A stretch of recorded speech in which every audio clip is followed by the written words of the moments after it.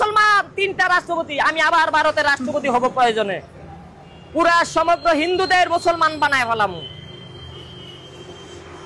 দাওয়াত দিতে দিতে জোর করে না তো, ভারতের হিন্দুরা আমাদের মুসলমানদের আর মারবে না। আমি যখন যাব ভারতে, মোদি বলবে আমি তবা পড়লাম।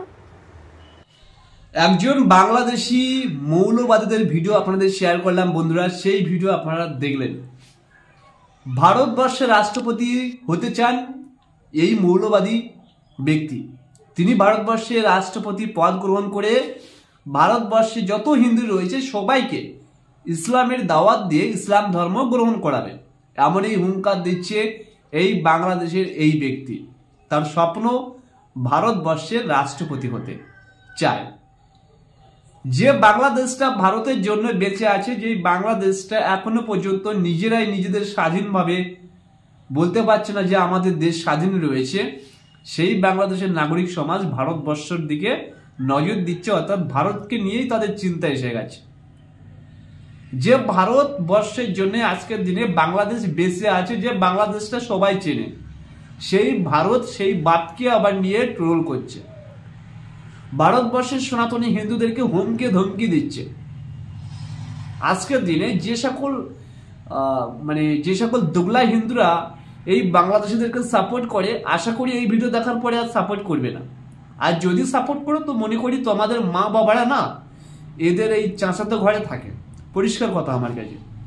কারণ ভাই এই সমস্ত মৌলবাদীরা উগ্রপন্থী কথা বলে, আর এরা যদি আমাদের ভারতবর্ষের মধ্যে লুকিয়ে থাকে তো এসিআর করলে সমস্যা কোথায়? এদেরকে ভারতবর্ষ থেকে তাড়িয়ে দিলে সমস্যা কোথায়?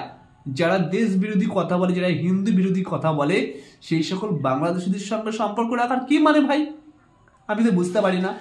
সো কিছু ব্যক্তি রাজনীতির স্বার্থে বা রাজনীতি করতে করতে এতটাই খারাপ হয়ে গেছে যে বাংলাদেশিদেরকে ভোট ব্যাংকের জন্য পর্যন্ত আমাদের পশ্চিমবঙ্গ তথা ভারতবর্ষের মধ্যে রেখে দেওয়ার চেষ্টা করছে। কিন্তু যদি এরা মুখের ভাষা দেখুন, এদের যে মুখের ভাষা, আপনি যদি একজন ভারতীয় হিন্দু হয়ে থাকেন, এদেরকে কখনো সমর্থন করবেন? বলুন তো, সমর্থন করবেন? কখনো করবেন না, কারণ এরা হচ্ছে মৌলবাদী জঙ্গি। এর চেহারা দেখতে এমন হতে পারে, বাট ভেবো না ছোট সাপেরও কিন্তু বিষ থাকে। একে দেখতে এমন হতে পারে, কিন্তু এই যে কথাবার্তায় না, এই যদি একবার ভারতবর্ষের মধ্যে কোনো কারণে থেকে যেতে পারে না, যে কোনো মুহূর্তে ভারতবর্ষে অ্যাটাক করবে।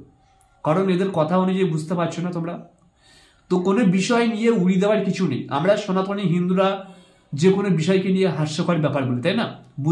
বুদ্ধিজীবীরা অনেক কিছু বলে, ও কিছু করতে পারবে না, কিন্তু দেখুন কিছু করতে পারে না, কিছু করতেও পারে। দিল্লি বিস্ফোরণ যেমন একটা ঘটনা ঘটেছে, দেখেছো তো? মানুষ কি ভেবেছিল সাধারণ মানুষ মরবে? ভাই তাই আমাদেরকে সতর্ক হতে হবে। এই সমস্ত জিহাদিদেরকে যেখানে পাবে সেখানে লাথি মেরে বের করে দেবে। এরা ভারতবর্ষের স্বপ্ন দেখছে, ভারতবর্ষের রাষ্ট্রপতি হবে, হিন্দুদেরকে ইসলাম ধর্ম গ্রহণ করাবে। কত স্বপ্ন এদের মধ্যে রয়েছে ভাবুন। আবার তোমরা হিন্দু মুসলিম ভাই ভাই বলো, তাই না? আমি ভারতীয় মুসলিমদেরকে রেসপেক্ট করি, যারা ভারত মাতা বলে, যারা ভারতবর্ষের মধ্যে থেকে